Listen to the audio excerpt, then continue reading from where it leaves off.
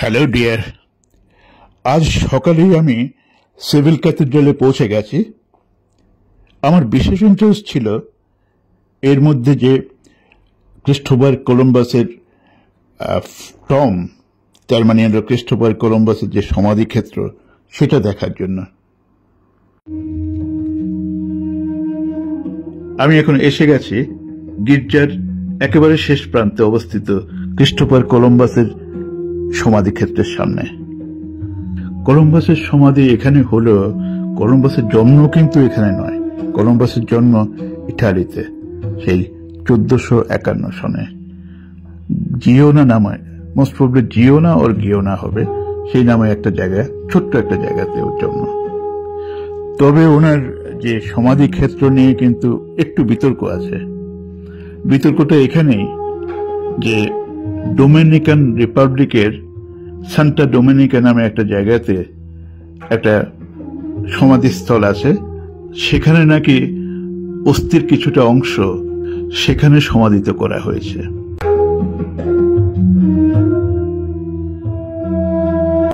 কিন্তু এদিকে আমার সামনে যে ক্রিস্টোফার কলম্বাসের যে সমাধিক্ষেত্র, এখানে যে হাড় পাওয়া গেছে, ওগুলি ডিএনএ টেস্ট করে দেখা গেছে যে নিশ্চিন্ত হওয়া গেছে যে এখানেই ওনার অস্থি বেশিরভাগ অংশেই সমাধিত করা হয়।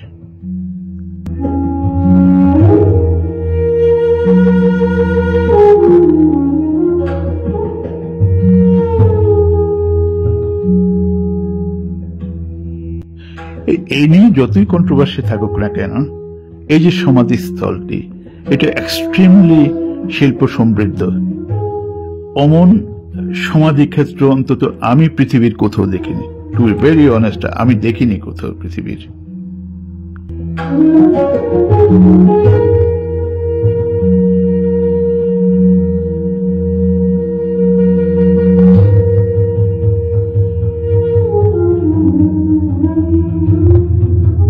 এই বিশাল ব্রোঞ্জের স্ট্যাচুটিতে দেখা যাচ্ছে স্পেনের আন্ডালুস এলাকা মানে এই যে এলাকাটা যে আছে, যে এই রিজিয়নটা, এখানকার 4টি প্রতীকী মূর্তি। এদের নাম হলো কান্তিল, লিওন, আরাগন এবং নাবোরা। এরা 4 জনে কলম্বাসের মৃতদেহ বহন করে নিয়ে যাচ্ছে।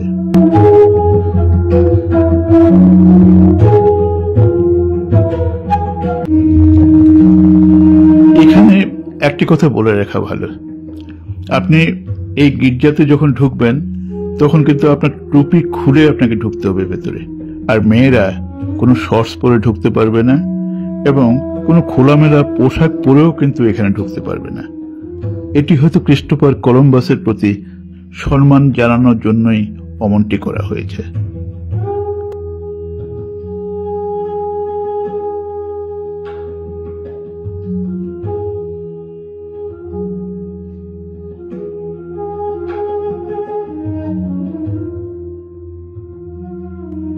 এই কলম্বাসের সমাধিতে এসে আমার একটা খুব ইন্টারেস্টিং একটা কথা আমার মনের মধ্যে বারবার আসছে। আমার মনে হচ্ছে আজকে কলম্বাস যদি আমেরিকা আবিষ্কার না করত, তবে এই আমেরিকা, এখনকার আমেরিকা, সেটা রেড ইন্ডিয়ানদের আমেরিকা হয়েই থাকত, এখনকার আমেরিকা হতো না।